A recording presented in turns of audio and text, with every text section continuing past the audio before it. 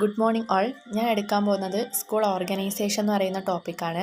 ഇപ്പോൾ school organisation എന്താണെന്ന് വെച്ചാൽ ഒരു സ്കൂളിലുള്ള ഹ്യൂമൻ റിസോഴ്സസും അതുപോലെ തന്നെ മെറ്റീരിയൽ റിസോഴ്സസ്. ഹ്യൂമൻ റിസോഴ്സസ് എന്ന് പറയുമ്പം അവിടുത്തെ ടീച്ചേഴ്സ്, നോൺ ടീച്ചിങ് സ്റ്റാഫ്.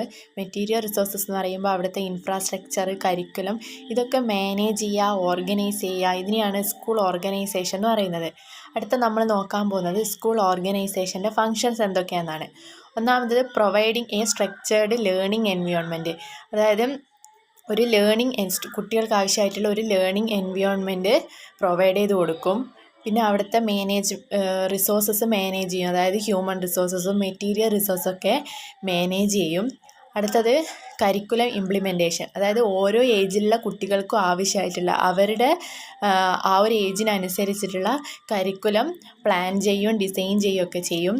പിന്നെ അതുപോലെ തന്നെ സ്കൂളിൽ ടീച്ചേഴ്സിനും കുട്ടികൾക്ക് ആവശ്യമായിട്ടുള്ള ഡിസിപ്ലിൻസ്, അതായത് ഒരു റൂൾസൊക്കെ മെയിൻറ്റെയിൻ ചെയ്യും.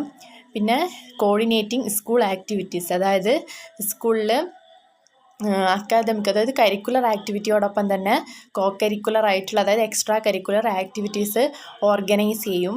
അതുപോലെ സ്റ്റുഡൻസിൻ്റെ ഡെവലപ്മെൻറ്റ് എൻകറേജ് ചെയ്യും. പ്രോപ്പറായിട്ടുള്ള കമ്മ്യൂണിക്കേഷൻ കുട്ടികളോടും ടീച്ചേഴ്സിനോടും അതുപോലെ തന്നെ പേരൻസ്, അഡ്മിനിസ്ട്രേഷൻ്റെ ഒക്കെ മീറ്റിംഗ് ഒക്കെ വെച്ച് നല്ല കമ്മ്യൂണിക്കേഷൻ ഉണ്ടാക്കിയെടുക്കും.